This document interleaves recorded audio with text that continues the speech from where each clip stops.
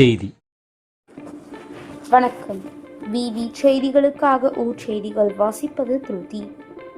ராணிப்பேட்டை மாவட்டம் ஷோலிங்கர் பகுதிகளில் தொடர்ந்து கொலை, கொள்ளை, வழிப்பறை போன்ற குற்ற செயல்களை கட்டுப்படுத்தவும், குற்றங்களை தடுக்கவும் 24 மணி நேரம் ரோந்து பணி காவலர்கள் அணிவகுப்பு ஊர்வலம் அரக்கோணம் டிஎஸ்பி ஜாபர் சித்திக் தலைமையில் நடைபெற்றது. 24 மணி நேரமும் ரோந்து பணி காவலர்களின் இருசக்கர ரோந்து பணியை வட்டாட்சியர் செல்வி கொடியசைத்து துவக்கி வைத்தார். ரோந்து பணி காவலர்கள் இருசக்கர வாகனத்தில் கருமாரியம்மன் கோவிலில் இருந்து அண்ணா சாலை, காந்தி சாலை, போலீஸ் லைன் உள்ளிட்ட பல்வேறு பகுதிகளில் இருசக்கர வாகனம் அணிவகுத்து வந்தனர்.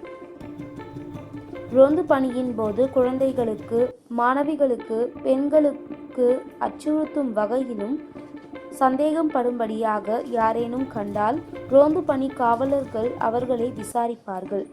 ரோந்து பணி காவலர்கள் பொதுமக்களுக்கு பாதுகாப்பு உறுதுணையாக இருப்பார்கள். குற்றங்களை கட்டுப்படுத்தவும் கண்காணிக்கவும் ரோந்து பணி காவலர்கள் 24 மணி நேரமும் ரோந்து பணியில் ஈடுபடுவார்கள் என தெரிவித்தனர்.